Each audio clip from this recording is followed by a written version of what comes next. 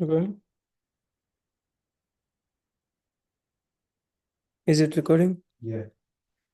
Hey, hi. This is Purna from Group 30, and this is a project which we have done, which we have done an analysis on the electric vehicle data set, which we got from Kaggle. And when coming to the data set, it's like 17 columns, and more than like 150,000 entries into that.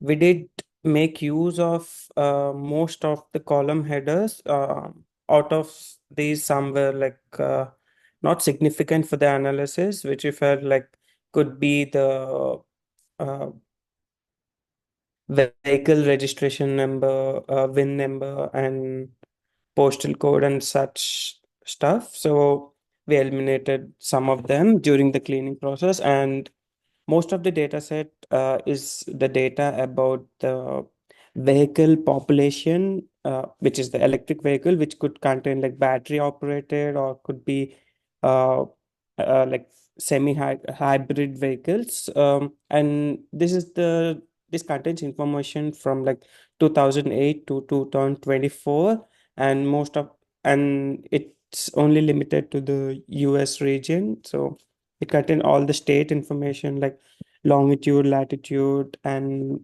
basic information about the vehicle, like the make, model, the range of it, and so on. So when coming, can you move to the report? Yeah. And one more thing, like we had an important field, which is CFA eligibility, which formed the basis for the analysis. Like CFA eligibility is nothing but the government and financial aid which we receive from the government, which help in EV rise. So it could be in the form of like tax exemption. It could be like lower registration fees and such stuff. So yeah, coming to the report. Uh, Basically, this interested us because I feel like this is a transition phase in the field of EV rise. So because like not everyone is completely electric, or not, we haven't moved on from the traditional automobile. So uh, I feel this is an important step because this for a better future and a greener future, where there's less burden on the government to produce like more and more fuels, and even like the manufacturers and stakeholders can benefit from this. And even with it's an innovation and technology, so it's uh, it's going towards a good direction. So I thought like US is one of the country where most of the technology in this field has happened, so we did choose the technologies in US.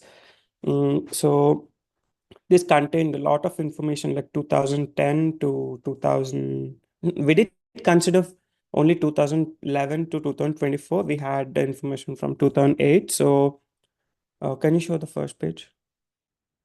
Yeah. So the thing which we wanted to analyze and make a strong argument was that government aid is helpful for the rise of EV and help people to adopt more and more electric vehicles. So this because this is a transition phase, to be honest, the battery vehicles are higher maintenance, and even the parts cost a lot. And we are in a phase where the electric range is not too high, where we can sustainably use it for day-to-day purpose and long travels and stuff. So we felt like there's a need for government aid or help which can boost the EV production and EV adoption by the people. So we did have some supporting evidence. So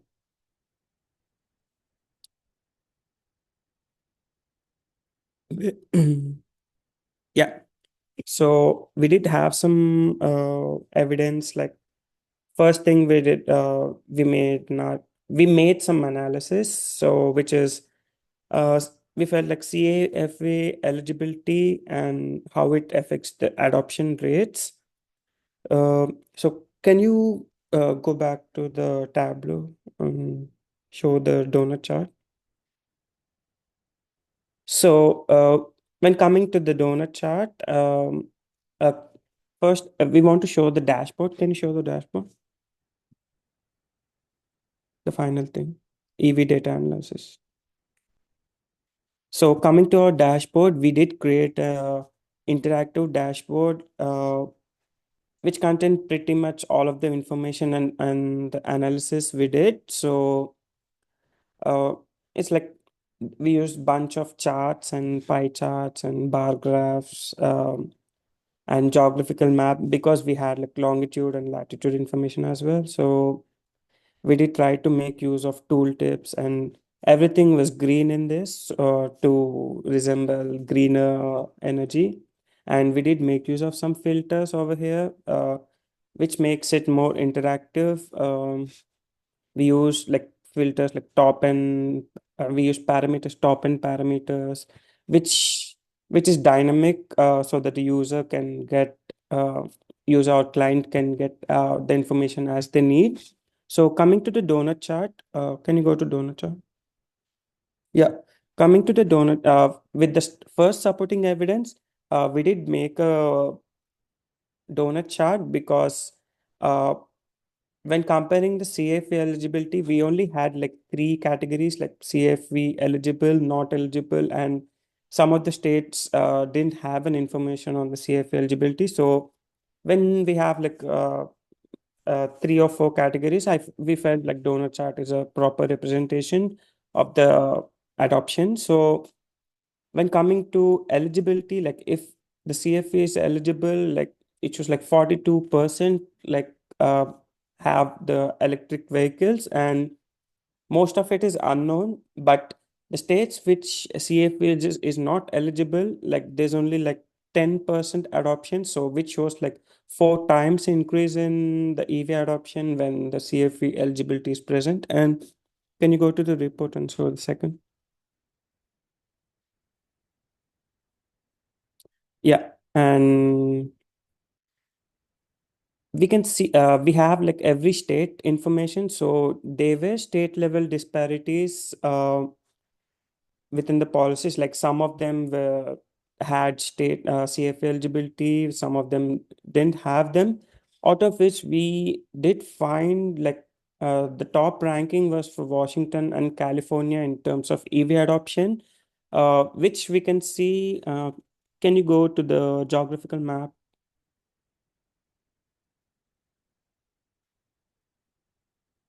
Yeah, that's yeah.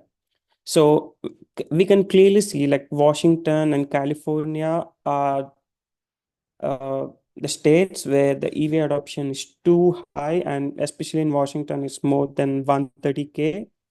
So there might have been other reasons, but we can clearly see there's a major difference when CFA is eligible and other states had like very little, like they have a single number. So there's a dominance in that, which we can see from the geographical map. And can you go to the report?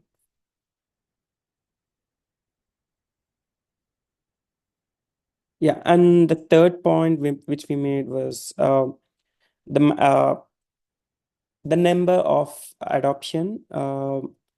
We use like top end parameter for this. Can you go to the tablet? Top end, yeah. Yeah. We did make a simple bar chart, which is like top vehicles, depending on the manufacturer that is make. Out of which, like Tesla was the highest, like it was top of the rankings, and it has the major share of 52%, which shows that yeah, which makes the point like if there's government aid, manufacturers do make success. Like Tesla being the leader, they have government aid which is provided. So it's clearly top of the ranking, so which makes sure that even manufacturers make profit and they are going to invest, and yeah, the sales going to be higher. And as we can see from the, we had an interactive dashboard, so we can choose like top 8, top 15 until 15. So yeah, so can you go to the report? Yeah, the final thing which we chose was, this was an interesting one, which is battery. We had a field which is battery operated and plug-in hybrid. So plug-in hybrid is nothing but it's not like fully electric. So uh, we did make use of bar chart. Can you go to Tableau?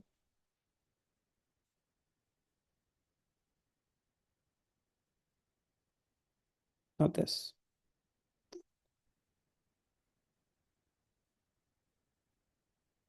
Vehicles.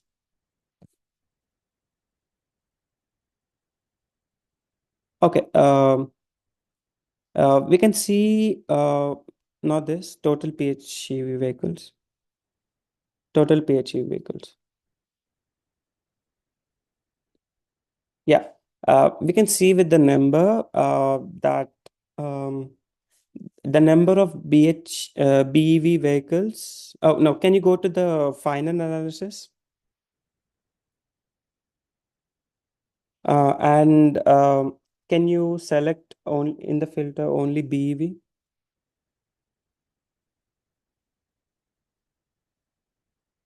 Yeah, we can see from most of the visualizations that BEV dominates the most. And we did make an analysis and we found out like it had 77% of all the EV adoption, 77% goes to the fully electric battery operated, which shows there's a slight edge, not even a slight, it's like major edge towards fully electric vehicles. So this shows like there's a difference in mind of a people. People prefer to choose fully electric rather than hybrid, and so which shows the shift towards electric in the nature of the people. And can you go to report? Yeah, and coming to the data visualization, we did make many permutation and combinations on what type of analysis we could use, what type of charts we can use. Um, we had to do it again and again to make sure there's an interactive, and as you can see from the visualization in Tableau, and uh, we just use two tools, that is Tableau and Excel. Tableau for the visualization and Excel for viewing the data and making some changes in that. Can you go to next page? Yeah. For most of the part, as I told, we did make use of green palette, and the more towards dark green showed higher intensity of that. And we did use tooltips. We used necessary fonts to make it more readable and look pleasing. And we used almost all of the charts which can be used and all the filters. Uh, Most of the column headers we used as filters. So it's upon the client which type of information they would like. And uh, I think my friend Aditya will take over the rebuttal thing. So yes, sir. Yeah. So this is our project. We are from the group 30. As my teammate Purnachandar has suggested all the necessary applications of the framework, the data visualization of the framework, and as well as the need of BEV vehicles over the hybrid vehicles. We have even collected some of the criticisms which BEVs face over time, which is under which is under the section of rebuttal. So so we got like so many statements in here where we can go against the BEVs, and we can criticize the use of BEVs as one of the major reasons which we felt was while we were working with the project is that the EV adoption depends on consumer demand, not on policies. So basically what we were arguing in here was the EV adoptions are primarily based on the consumer's interest and majorly are not preferable towards the policies which the government decides. Somewhere somewhere in like in the US or some of the states in the US, which there are policies where people cannot use this BEVs, and hybrid are more preferable. But still, this has been improving. Like some of the countries like the Norways have a much EV adoption rate than US. uh, so basically, we can say that this can be mirroring with the trends observed in USA states having CAPV eligibility. Then the second points which we can argue is that the EV adoption solely depends on the infrastructure and not on policies.